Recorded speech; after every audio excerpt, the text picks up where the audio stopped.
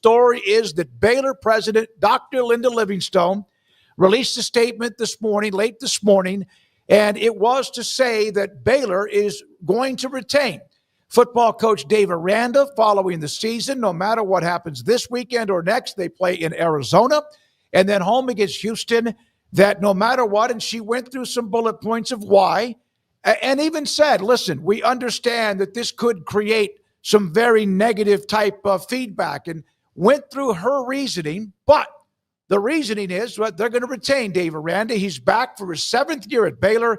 And yes, I have a bunch of emails that you sent me when I asked about him on Twitter. We all have our opinion. And then I want to get into as well nuggets about, was there really a good decision anywhere for Baylor to make right now when it came to Dave Aranda? Here we go. Dave Aranda, Paul and Craig, back for a 7th year. Yeah, I'm very surprised that this happened and that it was announced today at all. I mean, I think you had maybe some time to not, to do it maybe after the Arizona game or whatever. But if you made your decision to keep it, I mean, I guess, my point yesterday was why announce it? Why not announce what you're going to do, or not let these games affect you? They shouldn't affect you. And clearly they didn't, but they felt differently than I did about what they should do.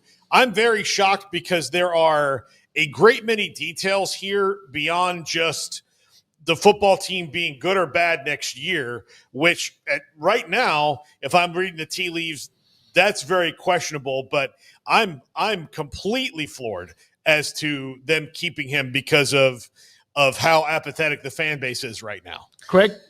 Yeah, I mean, I was not expecting. I was surprised by just the announcement itself. Was not anticipating that they would go ahead and make this official today. I thought if they were going to make a move either way, it would come maybe early next week, like prior to his press conference, to just put it out there. Like if they beat Arizona, like just go ahead and say like, hey, he's coming back regardless. Or even if they didn't, just to go ahead and stomp out a final week of turmoil and people speculating. So I was not thinking that would be today, but certainly something that was going to have to come at some point in time.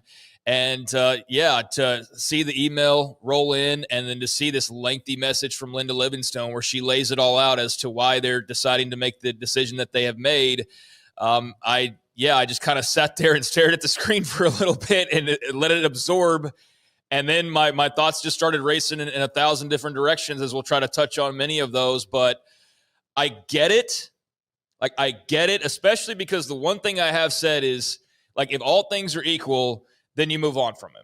But as we heard Mac and Brando and various others say, or Max, excuse me, not Mac, Max and Brando and them say, well, hey, you don't have an AD, the timing, the crowded market, those types of things. And then the other blanks that we didn't have filled in was the financials. Like, what does that look like? Especially, we don't know what you're paying Mac on his way out with this agreement. So do you have the money to pay the buyout for Aranda and then go get a new coach and then go get a new staff and do all those things?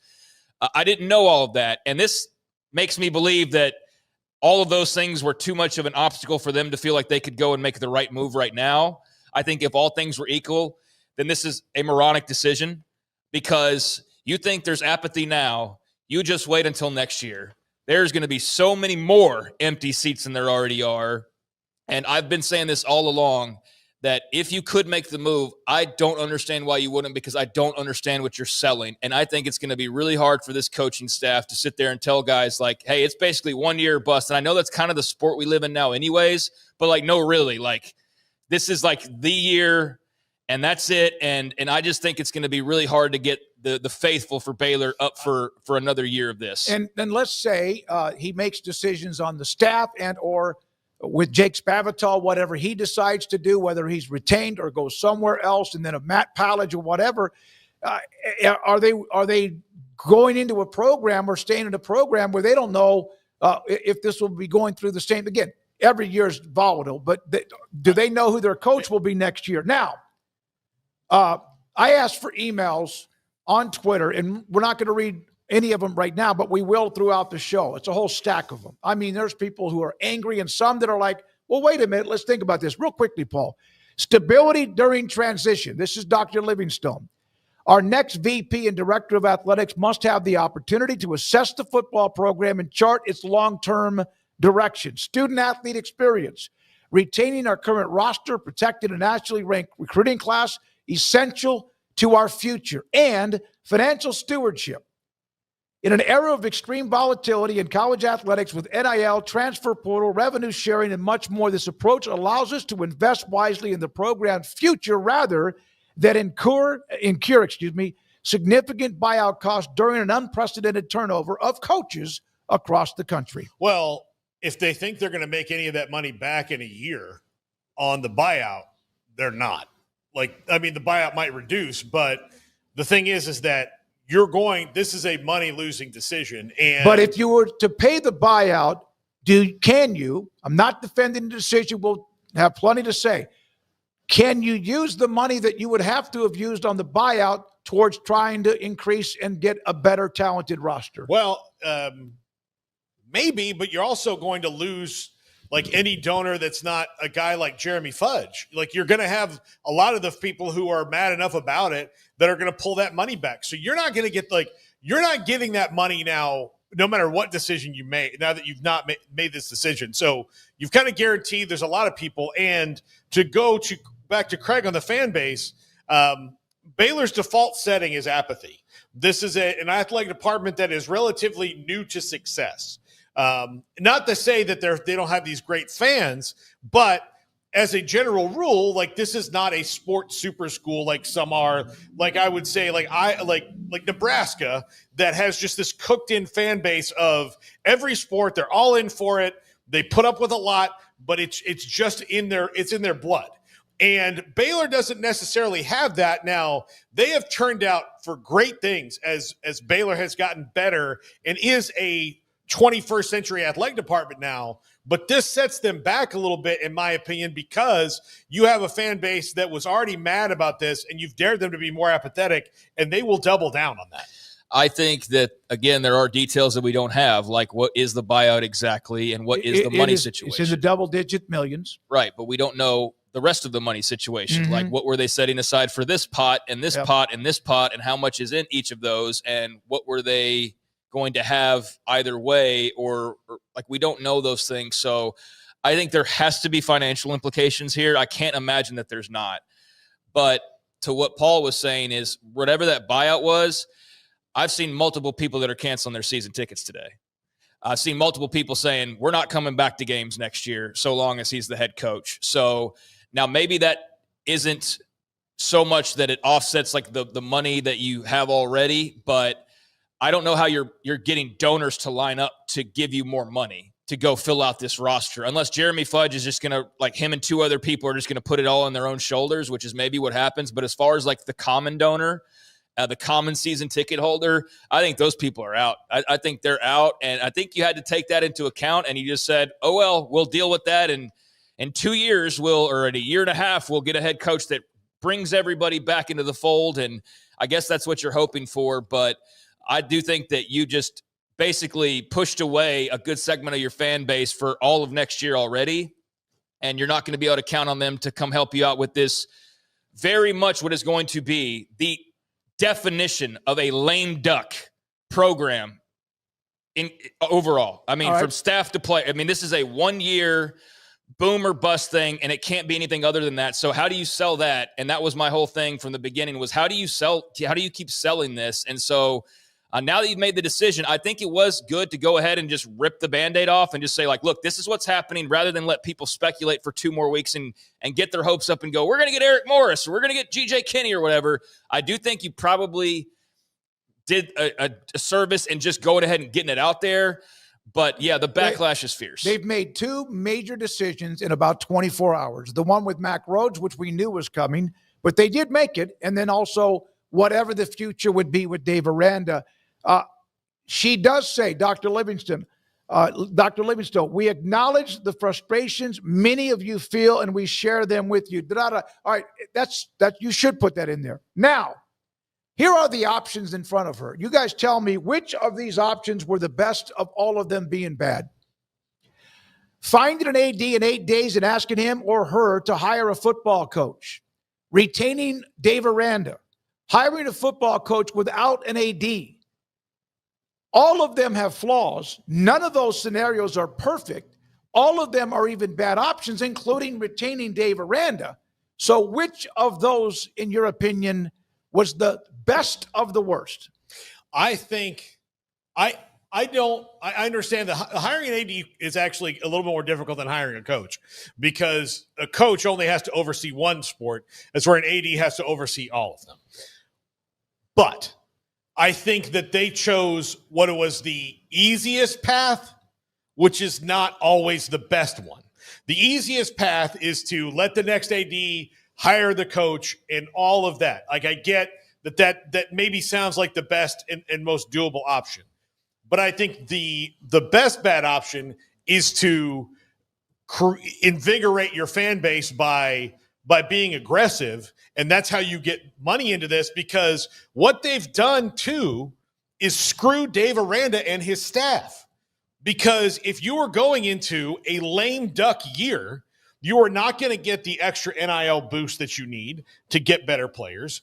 If any of the assistant coaches have options that are better than Baylor, they will likely take them now, which means he has to get other new assistant coaches, which may not be the worst thing in the world, but who are you going to get that is better than what you have, knowing that they're coming into a lame duck year? So I think they took the path of least resistance because it was going to be harder. And I think that might have happened because a candidate for athletic director that they thought might have been a shoo-in maybe told them no. And that's just my wild speculation. But I think you could get it done if you wanted to get it done in the amount of time that you had. Craig, which is those options? All of them probably, in most people's opinion, if they're really understanding it, are all not good. Which of those not good are the best? Read them again. Finding an AD in 8 days and asking him or her to hire a football coach, retaining Dave Aranda, hiring a football coach without an athletic director. Which is the best? Which is the best of all three of those are actually bad options if you think about it, but which of them are the best? Yeah, there's not a good option there. I mean, I think that's the point you're trying to make, and there's not a good option there. And look, I want to say something that'll probably be unpopular for the fans, but like as a human being, because that's what I am first and foremost, like I am, if anything, glad for these coaches, like the assistant coaches and their families, and that they now have stability for a little while longer, because I'm not rooting for firings, even though we kind of are in some way, but there is much more to it than just a head coach. So for those folks that are doing their jobs and doing good jobs, like I'm glad that they have the answer that they've probably been wondering about, like where's my paycheck coming from next year? But I do think that you kind of unraveled something there that I should also mention along with, I think there's clearly financial implications that are in play, but as much as anything, Max screwed this program with the timing of his dismissal and his behavior that led to his dismissal, and put them in this pinch where they probably could have found the money if he was the athletic director, because they didn't have to worry about paying him, and they could have had a search and he could have gone and hired a head coach. If Mack Rhoades was still the AD and had not gotten himself sideways, Dave Aranda was not coming Has back. to be gone. Has to be. Because then you have your AD, and he can make the decision, make the next decision of who he brings in. But that eliminated the possibility, perhaps, because of the timeline. If Mack Rhoades had stuck around and said Dave Aranda's coming back, there would have been there's no way. There's no way people would have gone for that. So he basically screwed himself. And I like Mack, but it is what it is. He screwed himself, and he screwed over the program as well. And he basically handed Dave Aranda a freebie year that he doesn't necessarily deserve. And the fans just are the ones that have to deal with that. And now Linda's telling them all about prayers and everything else. And then, want your money, though, still? Because now we really need your money. We always need your money. We always want your money. But now we really need it, because now you really need to support this team. And guess what? It ain't happening. I'm sorry. It's not going to happen. There's going to be donors that check out, but there is no easy decision. And I do think that while there is this financial implication, I'm not so sure this isn't the best decision, whole overview. It sucks for the fans. It sucks for the media having to cover another version of what this team has looked like for the past 2 to 3 years, because there's nothing fun about it. But I do think from a practical business standpoint, you could make an even graver error by rushing and just going, let's get both the guys from North Texas and bring them in. Yep. And I never. And you still don't even know if that would have been the answer. And that might not have worked either. Yeah. Maybe Eric Morris isn't as good as you think. And I do think there is something, and as much as people don't want to hear it, and I totally get it, but I do think it's practical. I think the messaging's not going to go over well. And when they ask for more money, again, it's not going to go over well. And this whole, you're entering a lame duck season, barring just some like miraculous at the end of the year, they go, just kidding, we're firing everybody, like, which I don't think is what she's setting up here at all. But I do think to make the best hire, you do need to take your time, and you don't need to go, we got 8 days, we've got to make this choice just so we can get Aranda out of here. So from that standpoint, to beat the rush on the other guys getting hired. Yeah, and I know Max and Brando were talking about this crowded job market. I think they would have been fine finding a guy, but I do think if you have like months and months to prepare and really look at it, then maybe you go find a diamond in the rough that maybe is not on the radar outside of like it's Traylor or it's Kenny or it's Morris or it's like the no-brainer guys. Then maybe this does open the door where it's like Will Stein in a year from now or something like that. So trying to look at it as positively and like unbiased as I can from a non-emotional standpoint, I do think this is probably the best long-term, get it right business decision. And perhaps, and I'm not saying it is, perhaps of all the bad options, this was the one that makes sense right now. A couple of coaches. Hold on, Paul. Go ahead. I have to follow up on that. Well, point. He brought up the assistant coaches, and I got a couple of quotes. But go ahead. To follow up on that point, though, specifically, I think the three of us agree on everything except this. I think sometimes practicality gets you burned. And I've just been here a long time. Yeah. And I've watched them err on the side of like over practicality so many times. Sure. That like this hurts the entire athletic department. Oh, I agree. All the way down the line. And I think back to Oklahoma State and the Gundy decision. The biggest thing that stood out from that, and we talked about it, you and I, Craig, on a Friday at length, was the AD, whose name escapes me at this time, Weiberg, thank you. Weiberg said, look, the landscape of college football is constantly changing, and there's no guarantee for a school like Oklahoma State that we're going to be where we are now in 2030 or 2031. Mm-hmm. This puts you a year further behind that because you are going to not be able to fundraise at a level that's going to keep you competitive. So if you're Baylor, you have to weigh that risk as well and realize that 2030 is not that far away. It's just around the corner. No, I agree. And I'm not saying that I necessarily agree with it, but I'm trying to look at it from like every angle. And I think maybe that's the most, yes, it's definitely the most practical angle. Is it the best angle? No, maybe not, probably not. But I'm just trying to look at it from every which way. And from that vantage point, you can go like, all right, I see it. But yes, there's the critique of, well, then you just kick the can down the road. And what if we are, to Oklahoma State's point, you get into next year, Auburn kicks your ass in Atlanta. With a new coach. And they're all excited because they got a new coach, a new roster and everything. And then you're like 2-2, and it's the same old stuff. And then you fire him in like October. And it's like, should have just done this back in last October or last December. But I know what you mean by that. And that's the trap. She's setting herself up now. Like she's the one. It's all on Linda Livingstone now. I was going to say it took some. That she knows that. I would think she has to. There's no question. I did reach out to Jason Cook, head of information at Baylor, and actually did back on Saturday, and mainly about the MAC Rhodes and also the future of the football team. And I was told tough ask. Never heard other than no. And then I did again today, for those of you who have asked, and I was told she's not available today. She's not going to do any interviews at all today. I don't know when she will or if she'll do one here with us in studio or not. Now, I sent text to multiple assistant coaches. They were getting on a bus, probably ready to fly out to Tucson, Arizona, playing tomorrow. One assistant coach said to me, excited to continue to build something special. Now, you can scoff at that, but that's the quote.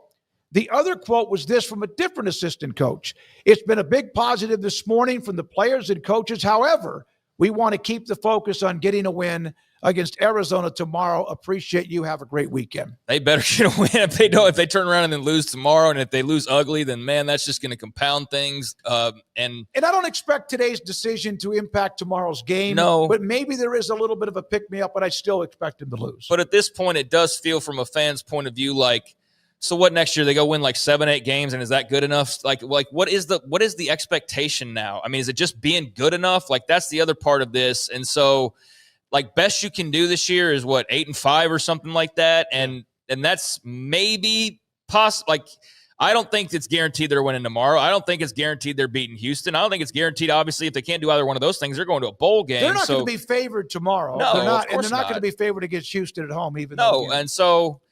it does feel like it's kicking the can down the road and it's delaying the inevitable. And I know there's reasons as to why, and we pointed some of those out. The timing, Max screwed them, and being able to conduct a proper search, the financial part of it that we don't know all the details of, but it is just such a kick in the nuts, just a kick in the uprights for the entire fan base. And I think they've been patient. And I don't think they're always patient, but I think in this case, people have been very patient and have tried to understand and tried to just go with the flow.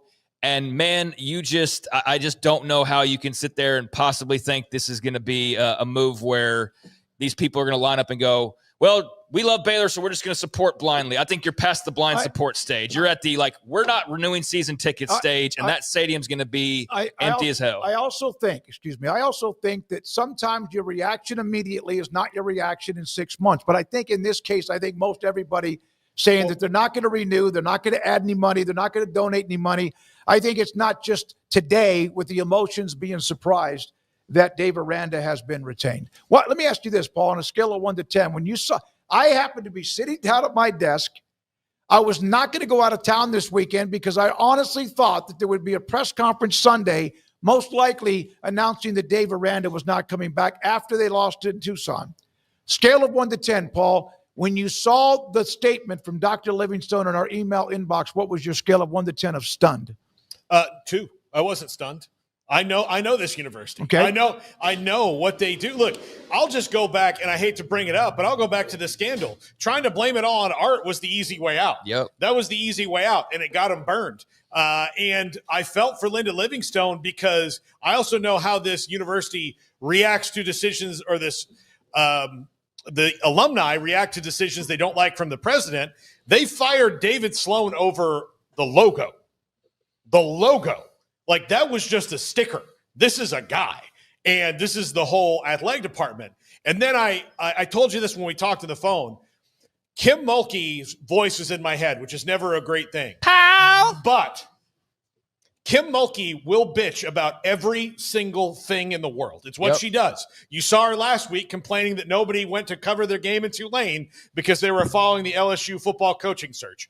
And I was like, man, you're just tone deaf, Kim. It's how she is. But one thing she did, and one thing I did learn from her, and we talked about it, she and I at length, just privately, was how much a hot football program, a program that you're excited about, helps every single other sport. Absolutely. And so right now, you have a men's basketball team that is pretty good, not great.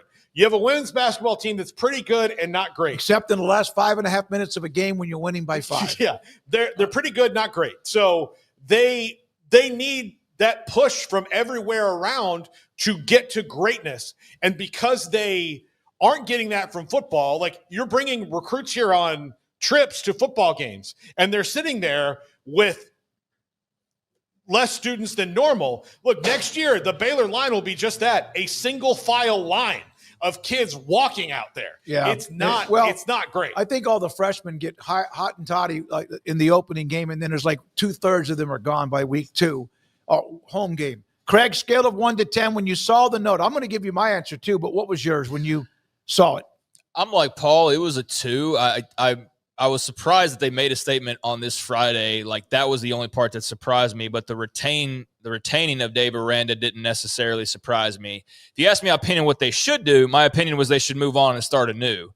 On what they would actually do, I would very much be like, I could see it either way. I don't know enough of the details to make that call myself. Like, I would need to know the money. I would need to know the confidence level in being able to conduct a search in 8 days for an AD. And I would need to know, like, what the plans were behind the scenes. So without that, like, yeah, I thought it was 50-50. So, yeah, the only surprising thing was that they went ahead and just bit the bullet and put it out there. And I think that does allow the team to just go play a couple games and go into the offseason. And maybe the postseason, we'll see if they can get one more win. But yeah, I wasn't shocked by that, but I did feel like the ramifications of, like, oh man, another year of this, like, oh boy. Yeah, I'll tell you this. I saw it come down, and I was like, they would never announce that he's not coming back the day before and the day they're flying out to a game. It wasn't like he was under any kind of pressure outside of wins and losses. So then I went, you're kidding me. Because also Baylor has been known for releasing those particular type of statements at 6:31. after the local news or even after our talk show or what we do now with the podcast. That has happened too. So I was surprised. And then part of me was like, well, we at least know the answer, right? We knew them. We got the answer from Mac Roach pretty quickly, and everyone got the answer on Dave Aranda coming back maybe a lot earlier than perhaps they thought. Here are a couple of notes I received. I'm not going to read all of them, and I can't read all of them or all of even one of them because they're so long. This is from Christopher. I am pissed. I graduated in 87, my sister 83, my brother-in-law in 82. Everyone is done with this. We love Baylor, but she is accepting mediocrity, the president, asking the fan base to accept it as well. There needs to be a commitment that if this thing starts next year, like it did this year, he should be gone quickly. They should develop a list of candidates and ready to pull the trigger. They should have already had some. Like, this is what I said all along, that I didn't know if they had it, but Mac always told us, like any AD, it's just like Logic 101, that you have a list of candidates for any job that might open up because of tragedy or scandal or losing or whatever the case may be. You need to be able to pivot on a dime. And Linda Livingstone should have had a list. If she didn't, then she should. And if she does, then clearly they don't feel confident enough to pursue it at this moment. But yeah, I think they better hire one hell of an AD who better not be some, well, hey, everybody, I'm glad to be here. They better get a rah-rah dude that can find some spirit to unleash in this fan base, because it's as dead as I've ever seen it in the many years I've now been here. Oh. Like, this is, and I know you've seen worse, Paul, but I'll tell you, Craig, this is worse than Guy Morris, because at least at Guy there were no Morris, expectations. At Guy Morris, they were actually like, well, I get it. They have to move on. But people were kind of appreciative because Guy Morris is the first coach since Grant Taft who had the balls to like say, this is not acceptable. Right. Well, and so yeah, they also had not experienced any exactly. level of success besides Taft, really. So then Browse would come and unleash this thing that nobody knew possible, and Rule would pick it and carry it. And then Aranda for like a year did it in 21 and hasn't done it since, basically. So yeah, man, it's they better make some big time hires. Here we go from Eric. This is Eric. I think we had no other choice. Too many teams with better pedigrees than us looking for coaches themselves, coupled with a $17 million buyout, at least that's been reported, left us stuck. At least he's somehow being able to recruit pretty well. We got from somebody in the chat, I can't think of the name. It says, you guys are not paying attention. Linda made the right decision here. We have said this could be a dangerous decision. It might be and probably is. But we said at least she damn sure made the decision and didn't sit on her butt and not make a decision. Whoever that is in the chat, I'm willing to be wrong. I literally just said 5 minutes ago, this is the logical decision we're talking about. I'm willing to be wrong. And look, I'm maybe the most adamant of the three of us about how wrong the decision was. But I am willing to be wrong in it. Hell, I hope I am. I mean, like, I would love for everybody involved to do this. But the way I look at this from a macro standpoint at Baylor is your fan base are your shareholders, and you are the CEO of the corporation if you're the president, and you had a rough year stock-wise. Your stock price is tanking, it's tanking. And then at your best, it's leveling off. And then you're at the shareholders meeting, and their big question is, what are we going to do to get back where we are?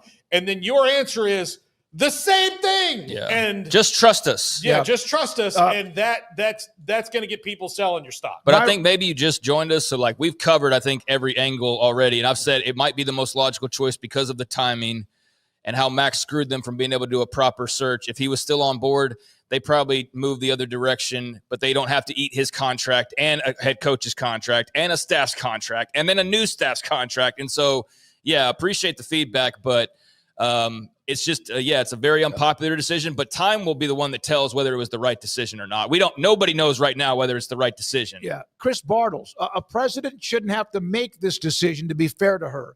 Also, my reaction, this is no name, is that, and this is coming from a fan simply because I live here, it's a joke. It kills the program for the foreseeable future. It almost always seems like they just don't give a damn about what the fans may think. I do think that they can't react to every fan whim because then they would just be all over the place all of the time.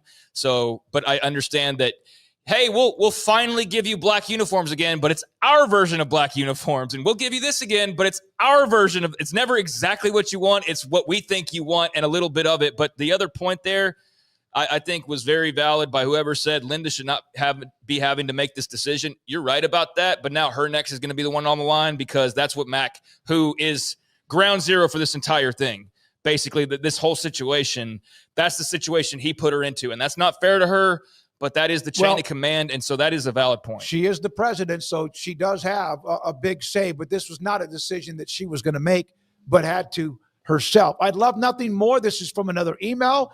For this to be, for the fans to take a line in the sand. Students, fans, alumni take a hard stand and force change. I hope this story isn't being told. So there we are with yet another one. And there's others we have too, the reactions to it.